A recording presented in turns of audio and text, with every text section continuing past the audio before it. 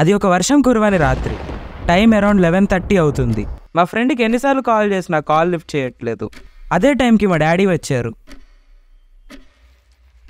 ఏమైందిరా అంత టెన్షన్ పడుతున్నావు? తరుణ్ గడు కాల్ లిఫ్ట్ చేయట్లేదు డాడీ. ఏమైనా మర్చిపోయావా? కాదు. లేదంటే యాక్సిడెంట్ ఏమైనా అయిందా? లేదు.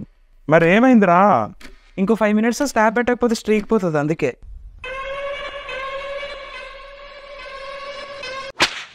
ఇలాంటి మనుషులని మీరు చూసే ఉంటారు. Present world wide 750 million people ఈ స్నాప్చాట్ ని యూజ్ చేస్తున్నారు. స్నాప్ మనకి ఎంతలా అలవాటు అయ్యిందంటే మనం ఏదైనా పని చేసే ముందు స్నాప్ తీయాలి అని గుర్తొస్తుంది. లైక్ రెస్టారెంట్కి వెళ్తాం, స్నాప్ తీస్తాం. ఏదైనా ప్లేస్కి వెళ్తాం, స్నాప్ తీసుకుంటాం. మూవీకి వెళ్తాం, స్నాప్ తీస్తాం. ఒకవేళ తీయడానికి ఏం లేకపోతే బ్లాంక్ స్నాప్ తీసి పంపిస్తాం. కానీ ఏదో కట్ చేసి స్నాప్ మాత్రం పంపిస్తాం. కానీ ఎప్పుడైనా ఆలోచించారా ఎలా ఒక నార్మల్ యాప్ మనల్ని హుక్ చేసి ఉంచుతుందని? సో ఈ వీడియోలో మనం అసలు స్నాప్చాట్ మనల్ని ఎలా హుక్ చేసి ఉంచుతుంది, ఎవరు ఈ స్నాప్చాట్ ని క్రియేట్ చేశారు, ఎందుకు వేరే యాప్ కంట స్నాప్చాట్ యూనిక్ గా ఉంటుంది, ఇలాంటి క్వశ్చన్స్ అన్నిటికీ ఈ వీడియోలో ఆన్సర్ డిస్కస్ చేద్దాం. స్నాప్చాట్ వల్ల చాలా మంది ఫ్రెండ్షిప్స్ బిల్డ్ అయ్యాయి. కానీ స్నాప్చాట్ బిల్డ్ అయింది మాత్రం ముగ్గురు బెస్ట్ ఫ్రెండ్స్ డెడ్లీ ఎనిమీస్గా మారటం వల్ల. వాళ్ళ కథ ఏంటో చూద్దాం. హాయ్ ఎవ్రీవన్, నా పేరు Bhargav and welcome to become a thinker. దూరంగా ఉన్న ఒక ప్రాంతంలో ఇద్దరు బెస్ట్ ఫ్రెండ్స్ ఉండేవాళ్ళు. వాళ్ళే ఇవాన్ స్పీగర్ ఇంకా రిచీ బ్రౌన్. రిచీకి ఒక గర్ల్ ఫ్రెండ్ ఉండేది. అయితే ఒకసారి అతనికి ఇలా అనిపించింది, అదేంటంటే నేను నా గర్ల్ ఫ్రెండ్కి పంపించే ఫొటోస్ ఇంకా చాట్స్ డిసప్పేర్ అయిపోతే బాగుండు అని. అప్పుడే అతనికి ఈ స్నాప్చాట్ ఐడియా వచ్చింది. ఈ ఐడియాని తీసుకెళ్లి అతను ఇవాన్కి చెప్పాడు అండ్ ఇవాన్కి బాగా నచ్చింది. వాళ్ళు దాన్ని $1 million ఐడియా అనుకున్నారు. కానీ వాళ్ళు తప్పు, ఎందుకంటే అది $multi-billion ఐడియా. సో ఈ ఐడియాని డెవలప్ చేయడానికి వాళ్ళకి ఒక డెవలపర్ కావాలి. అప్పుడే ఇంకొక ఫ్రెండ్ పిక్చర్లోకి వచ్చాడు. అతనే Bobby. So day and night code చేసి ఒక ప్రోటోటైప్ని క్రియేట్ చేశారు. దానికి ఇనీషియల్గా పికాబు అనే పేరుని ఫిక్స్ చేశారు. అండ్ ఆ యాప్ని వాళ్ళ కాలేజ్లో ఉన్న ఫ్రెండ్స్ అందరికీ పంపించారు. ఇనీషియల్గా దాంట్లో 157 యూజర్స్ ఉండేవాళ్ళు. అప్పుడే వాళ్ళకి ఆ యాప్కున్న పొటెన్షియాలిటీ అర్థమైంది. కొన్ని రోజులకి వాళ్ళు చదువుతున్న కాలేజ్, అదే స్టాన్ఫోర్డ్ యూనివర్సిటీలో ఒక ఈవెంట్ జరిగింది. అందులో స్టూడెంట్స్కి ఏదైనా బిజినెస్ ఐడియాస్ ఉంటే చెప్పమని అడిగారు.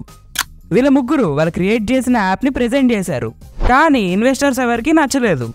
ఈవెన్ టీచర్స్ కూడా మీరు ఒక సెక్స్టింగ్ యాప్ని క్రియేట్ చేశారు అని డిమోటివేట్ చేశారు.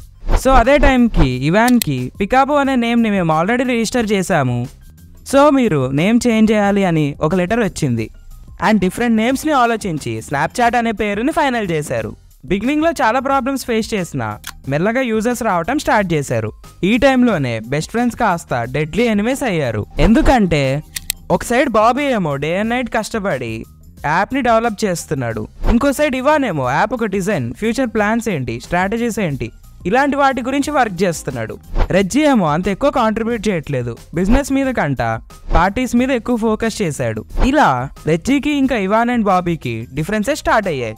ఫైనల్ గా ఒక రోజు ఇవాన్ అండ్ బాబీ పాస్వర్డ్స్ ని మార్చేసి రెజ్జీని బయటకు తోసేశారు. తర్వాత చాలా గొడవలు అయ్యాయి. ఈవెన్ కోర్టులో కేసు కూడా నడిచింది. ఎందుకంటే స్నాప్చాట్ ఐడియా రెజ్జీది కాబట్టి. తర్వాత రెజ్జీకి మనీ ఇచ్చేసి అగ్రిమెంట్ చేసుకున్నారు. అలా 3 నుండి 2 కో-ఫౌండర్స్ అయ్యారు. తర్వాత స్నాప్చాట్ ర్యాపిడ్గా గ్రో అవ్వడం స్టార్ట్ అయ్యింది. అక్టోబర్ 2012 టైంకి డైలీ 20 million ఫొటోస్ని పంపించుకునేవాళ్ళు. అండ్ స్నాప్చాట్ మెయిన్ యూజర్స్ అందరూ వచ్చేసి టీనేజర్సే. అప్పుడే మార్క్ మావా కన్ను స్నాప్చాట్ మీద పడింది. తెలుసు కదా మన మార్క్ మావా గురించి, ఆల్రెడీ మన ఛానల్లో ఒక ఫుల్ వీడియో చేసాం. ఒకవేళ మీరు చూడకపోయి ఉంటే ఈ వీడియో అయ్యాక చూడండి. పిన్నెడ్ కామెంట్స్లో వీడియో లింక్ ఇస్తాను. సో ఇవాన్ అండ్ బాబీని మార్క్ మావా ఫేస్బుక్ హెడ్ క్వార్టర్స్కి పిలిచి స్నాప్చాట్ని ఫేస్బుక్కి అమ్మేయమని స్నాప్చాట్ ఫౌండర్స్ని అడిగాడు. కానీ వాళ్ళు దాన్ని రిజెక్ట్ చేశాడు. సో స్నాప్చాట్ని యాజ్ ఇట్ ఈస్ కాపీ చేసి పోక్ అనే యాప్ని క్రియేట్ చేసి లాంచ్ చేశాడు. అది లాంచ్ చేసే రోజు ఇవాన్కి హోప్ యూ ఎంజాయ్ పోక్ అని మెసేజ్ చేశాడు. పోక్కి ఇనీషియల్గా ఎక్కువ డౌన్లోడ్స్ వచ్చినా కూడా యూజర్స్ వాడటం తగ్గించేశారు. సేమ్ ఇప్పుడు థ్రెడ్స్కి అయినట్టే అప్పట్లో పోక్కి అయింది. అండ్ ఈ కాంట్రవర్సీ మొత్తం వల్ల స్నాప్చాట్కి ఎక్కువ పబ్లిసిటీ అయి ఇంకా పాపులర్ అయ్యింది. అండ్ అక్టోబర్ 2013లో స్నాప్చాట్ స్టోరీస్ అనే ఫీచర్ని తీసుకొచ్చింది. అది కూడా చాలా పెద్ద హిట్ అయ్యింది. వెంటనే మన మార్క్ మావా దాన్ని కూడా కాపీ కొట్టేశాడు. అండ్ ఇన్స్టాలో, వాట్సాప్లో అన్నిట్లో ఆ ఫీచర్ని తీసుకొచ్చాడు. కానీ ఈసారి మాత్రం స్నాప్చాట్ కంట ఇన్స్టా స్టోరీసే పెద్ద హిట్ అయింది. అండ్ మళ్ళీ 2 years తర్వాత ఫేస్బుక్ $3 billion పెట్టి స్నాప్చాట్ని కొనేద్దాం అనుకుంది.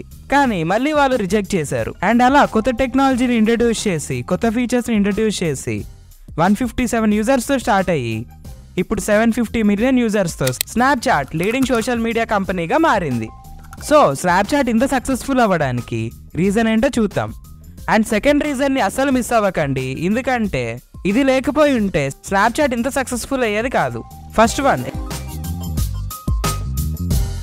స్నాప్చాట్ కోర్ ఫీచరే డిసప్పేర్ అవ్వటం. సో మనం ఏది పెట్టినా అది డిసప్పేర్ అవుతుంది. సో దీనివల్ల యూజర్స్ ఏం వరీస్ లేకుండా ఫ్రీగా ఫీల్ అయ్యి ఫొటోస్ని ఇంకా టెక్స్ట్ని షేర్ చేసుకునేవాళ్ళు. సో సీక్రెట్ చాట్స్ చేయడానికి వేరే యాప్ కంట స్నాప్చాటే సెక్యూర్గా ఫీల్ అయ్యి స్నాప్చాట్ని ఎక్కువ యూజ్ చేయడం స్టార్ట్ చేశారు. సెకండ్ వన్,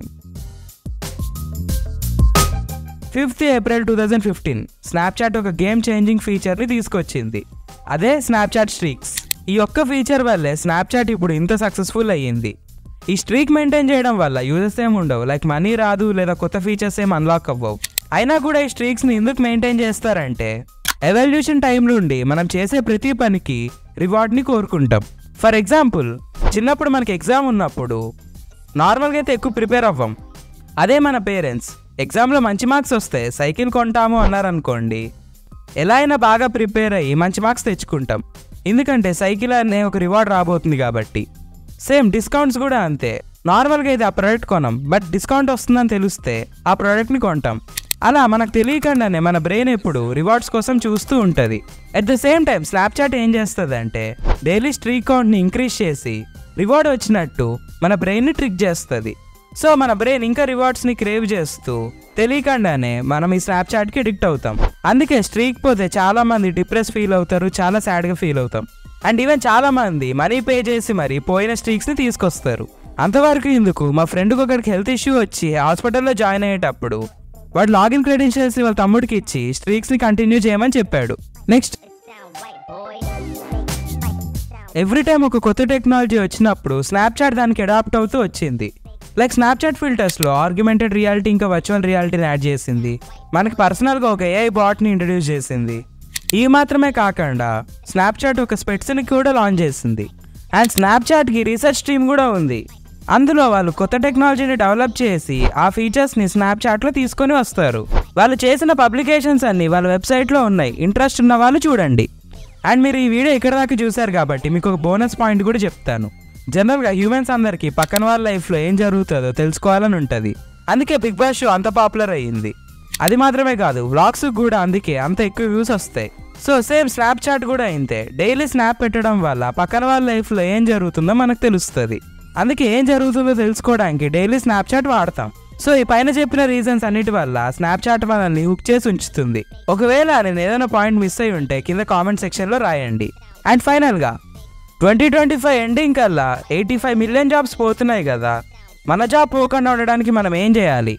ఫ్యూచర్లో వచ్చే ఏఐ బూమ్ని మనం ఎలా సర్వైవ్ అవ్వాలి? అండ్ ఏఐ యూస్ చేసి జాబ్ ఎలా తెచ్చుకోవాలి? ప్రాంప్ట్ ఇంజనీరింగ్ అంటే ఏంటి? ఇలాంటి క్వశ్చన్స్ అన్నిటికీ ఆన్సర్ తెలుసుకోవాలనుకుంటే రైట్ సైడ్ కనిపించే వీడియో మీద నొక్కండి.